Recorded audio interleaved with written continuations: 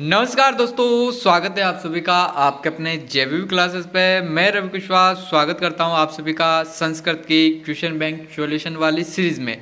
जी हाँ, आज अपन यहां पे लाए हैं समास के जो क्वेश्चन हैं उनका सॉल्यूशन।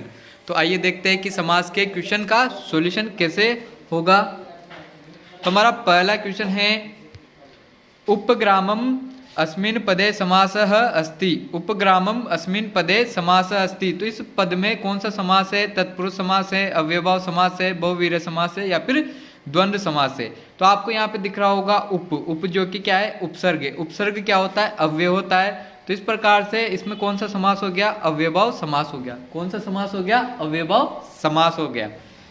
इसके बाद आगे बढ़ते हैं क्वेश्चन नंबर 2 की तरफ। समीप अभाव पश्चात पदानाम अर्थे समास भवति। समीप अभाव पश्चात पदानाम अर्थे समास भवति। अव्ययभाव समास, द्विगु समास, बहुवीर्य समास, तत्पुरुष समास। तो इसमें समीप अभाव पश्चात, तो यहाँ पे उपग्रामम आया तो यहाँ पे समीप के अर्थ में कौन सा समास होता था? अव्ययभाव समास अपन ने यहाँ पे लगाया। तो यहाँ पे भी कौन सा समास होगा? अव्ययभाव समास होगा। इसके बाद क्वेश्चन नंबर 3 है, अव्ययपद प्रधान समास भवति। जिस समास में अव्ययपद प्रधान होता है वो कौन सा है? तत्पुरुष है, कर्मधारय है, द्विगु है या अव्ययभाव समास है। तो जहाँ पे भी अव्ययपद प्रधान होगा वो कौन सा समास होगा? आपका अव्ययभाव समास होगा। कौन सा? अव्ययभाव समास होगा। और जहाँ पे भी पूर्व पद प्रधान होता है, पूर्व पद क्या होता है? प्रधान होता है, वहां पे भी क्या होता है? अव्ययभाव समास होता है। इसके बाद आगे बढ़ते हैं, पश्चात अर्थे कस्य अवश्य प्रयोग भवति। जो पश्चात है ना, उसके अर्थ में कौन सा अव्यय का प्रयोग होता है? अनु, उप, निर, प्रति। तो यहाँ पे होता है अनु। अनु का मतलब होता है पीछे या फिर पश्चात। इस अर्थ में किसका प्रयोग होगा? अनु का। उप का होगा समीपम, निर का होगा अभाव में, प्रति का की ओर की। तो यहाँ पे अपना आंसर हो गया, क्या हो गया? अनु। इसके बाद आगे बढ़ते हैं, पूर्व पद प्रधान है समास भवति। तो जहाँ पे भी पूर्व पद प्रधान होता है वहाँ पे कौन सा समास होता है? तत्पुरुष, कर्मधारय, अव्ययभाव और द्विगु। तो इसमें आएगा कौन सा वाला? अव्ययभाव समास, क्योंकि अव्ययभाव समास में कौन सा पद प्रधान होता है? पूर्व पद। और उत्तर पद कौन से में होता है? तत्पुरुष में और कर्मधारय में विशेषण विशेष्य या फिर उप में उपमान वाला होता है। द्विगु में पहला पद क्या होता है? संख्यावाची होता है। इसके बाद आगे बढ़ते हैं, उत्तर पद प्रधान है समास भवति। उत्तर पद प्रधान किस समास में होता है? अव्ययभाव में तो कौन सा होता है? पूर्व पद। तत्पुरुष में उत्तर पद प्रधान होता है। बहुवीर्य में अन्य पद प्रधान होता है और केवल तत्पुरुष का एक भाग है या फिर अन्य समास है।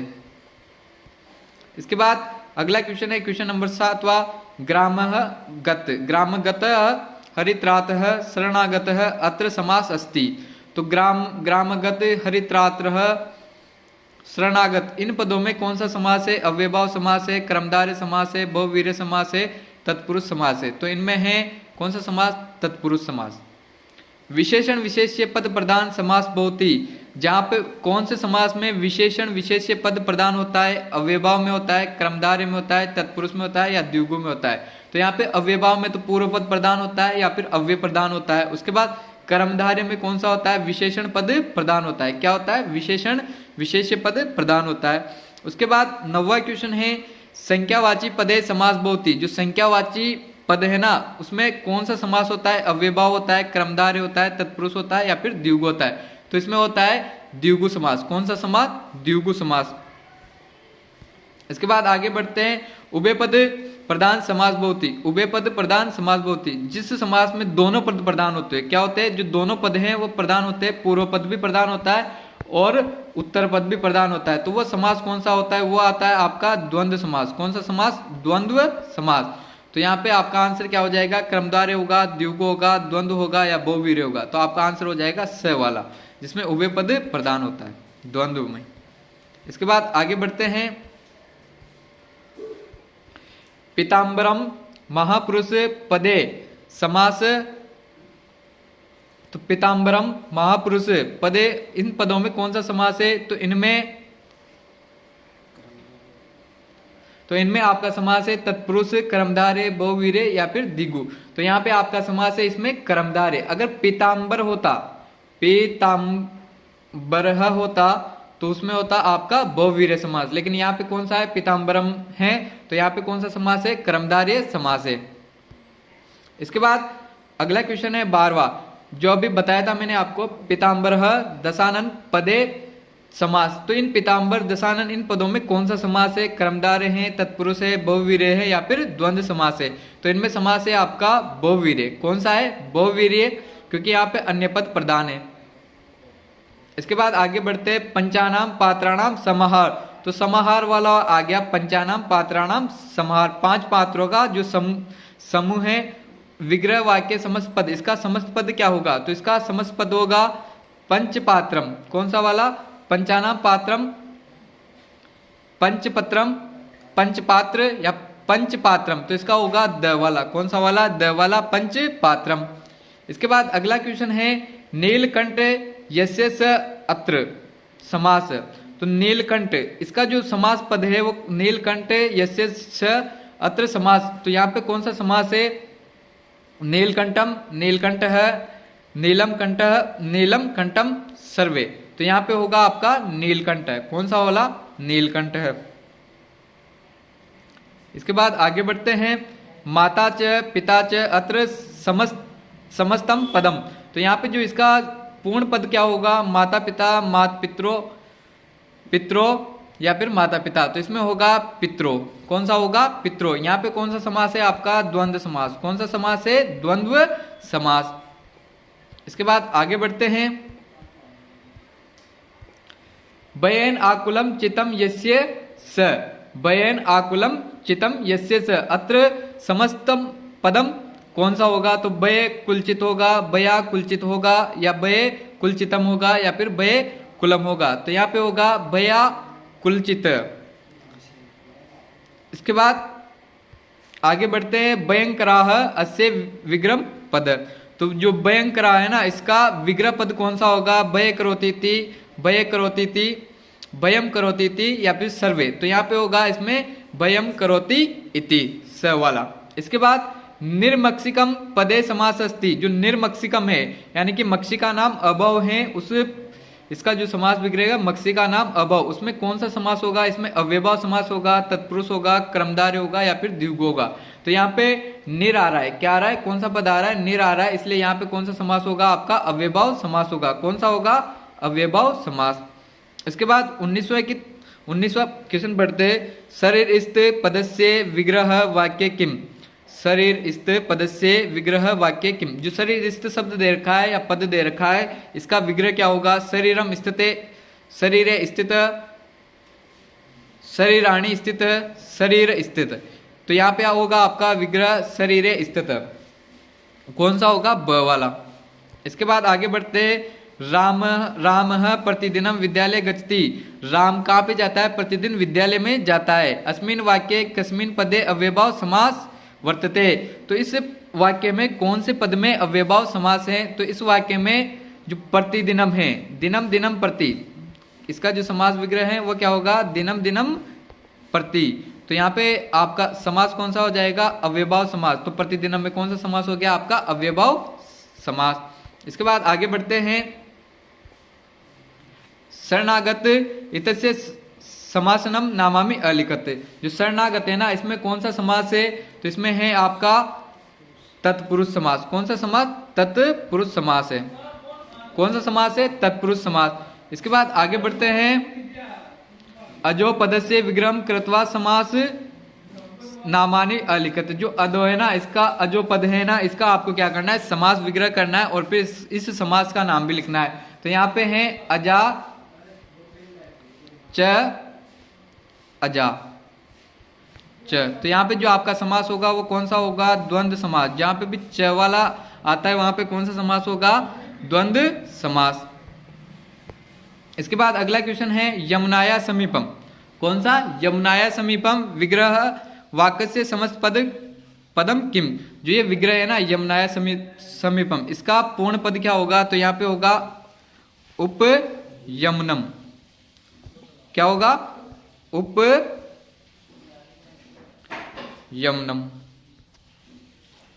इसके बाद आगे बढ़ते हैं, संस्कृते संस्कृते समास नामानि लिखत। जो संस्कृत के जो समास है ना उनके नाम लिखना है। तो इस क्वेश्चन के लिए आपको क्या करना पड़ेगा, हमारा जो समास वाला जो वीडियो है वो देखना पड़ेगा, उसमें आपको पूरे समास पढ़ाए हुए हैं। तो संस्कृत में वैसे समास होते हैं 4, उनमें से तत्पुरुष के 2 भेद होते हैं। कितने? तत्पुरुष के 2 भेद होते हैं। तो इस प्रकार कुल कितने हो जाते हैं? 6 समास हो जाते हैं। इसके बाद आगे बढ़ते हैं 25वां, द्वंद्व समास से कति भेदा भवन्ति। जो द्वंद्व समास है इसके कितने भेद होते हैं? तो इसके 3 भेद होते हैं। कितने होते हैं? 3 भेद होते हैं। इतरेतर द्वंद्व, इतरेतर द्वंद्व, समाहार द्वंद्व और वैकल्पिक द्वंद्व। कौन सा? इतरेतर द्वंद्व, समाहार द्वंद्व और वैकल्पिक द्वंद्व। तो इसके 3 भेद होते हैं। कितने होते हैं? 3 भेद होते हैं। इसके बाद आगे बढ़ते हैं, शिव केशवो इतस्य विग्रहम कृत्वा समास नामानि लिखत। शिव केशवो इतस्य विग्रहम कृत्वा समास नामानि लिखत। तो शिव केशवो है ना, इस पद का आपको क्या करना है? विग्रह करना है और समास का नाम भी लिखना है। तो यहाँ पे आएगा आपका शिव च केशव च, क्या हो जाएगा इसका विग्रह? शिव च केशव च। तो इसका जो समास है आप समझ ही गए होंगे, जहां पर भी च के योग में कौन सा समास होता है? आपका द्वंद्व समास। कौन सा समास होता है? द्वंद्व समास। इसके बाद आगे बढ़ते हैं, द्वयो रात्रियो समाहार। द्वयो रात्रियो समाहार समस्त पदम निर्मित्वा समास से नाम उल्लेख कृत। तो यहाँ पे इसका पूरा पद बताना है आपको। तो इसका होगा द्विरात्रम। कौन सा होगा पूरा पद? द्विरात्रम। और इसमें समास कौन सा होगा? आपका द्विगु समास। कौन सा होगा? द्विगु समास। यानी कि जिस पद में संख्यावाची शब्द आते हैं उनमें कौन सा समास होता है? आपका द्विगु समास। इसके बाद 28वां, उपकिष्णम विग्रह कृत्वा समास नाम उल्लेख कृत। उपकिष्णम का आपको क्या करना है? विग्रह करना है और इसके समास का नाम भी लिखना है। तो इसमें जो समास है वो कौन सा है? अव्ययभाव समास। कौन सा? अव्ययी भाव समास। कौन सा समास है? अव्ययभाव समास। और इसका जो विग्रह है क्या होगा? कष्णस्य समीपम। क्या होगा? कष्णस्य समीपम। तो इसका समास विग्रह क्या हो गया? कष्णस्य समीपम। इसके बाद आगे बढ़ते हैं, घनश्याम इतस्य पदस्य समास विग्रह अस्ति। तो इसमें होगा, इसका विग्रह होगा गण इव श्याम। गण इव श्याम। तो बादलों के समान क्या है यहाँ पे? गण के समान क्या है? ये काला है। तो यहाँ पे जो आपका जो समास होगा वो कर्मधारय समास होगा। कौन सा समास होगा? कर्मधारय समास होगा। इसके बाद आगे बढ़ते हैं,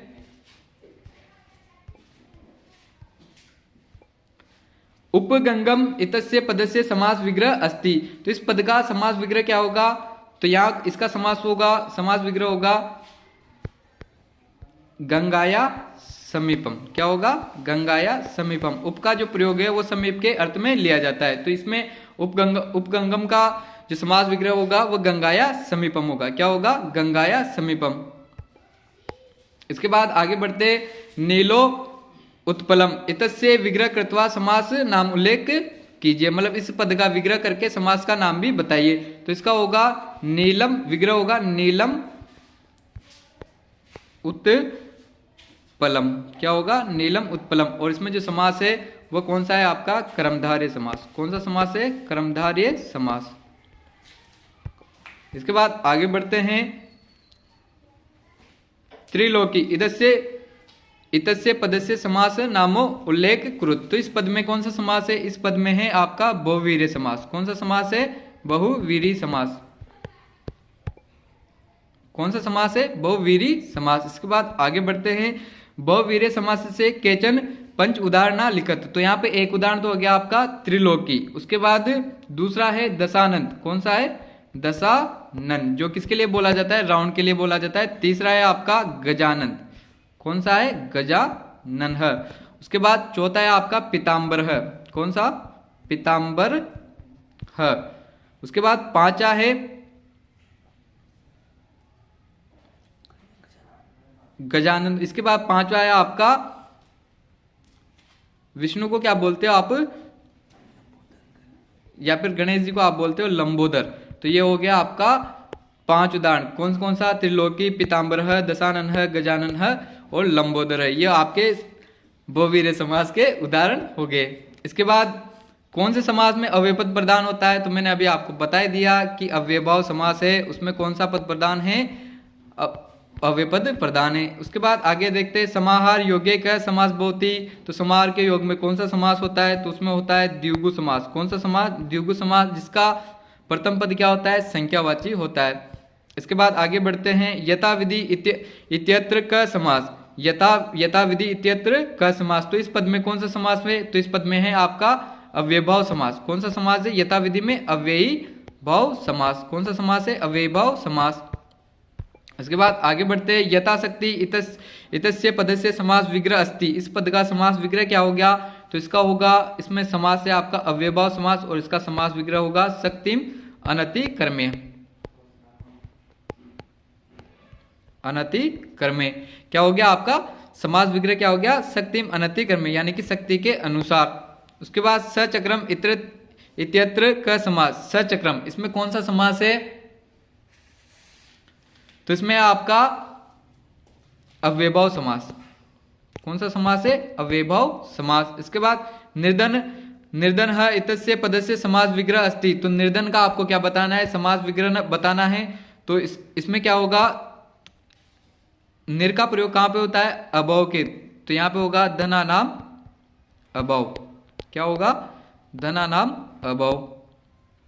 तो यहां पे क्या है? धन का अभव, इसका विग्रह हो गया धना नाम अभव। इसके बाद आगे बढ़ते हैं कुत्सित राजा इतस्य पदम इतस्य समस्तम पदनम। तो इस कुत्सित राजा है, इसका समस्त पद क्या होगा?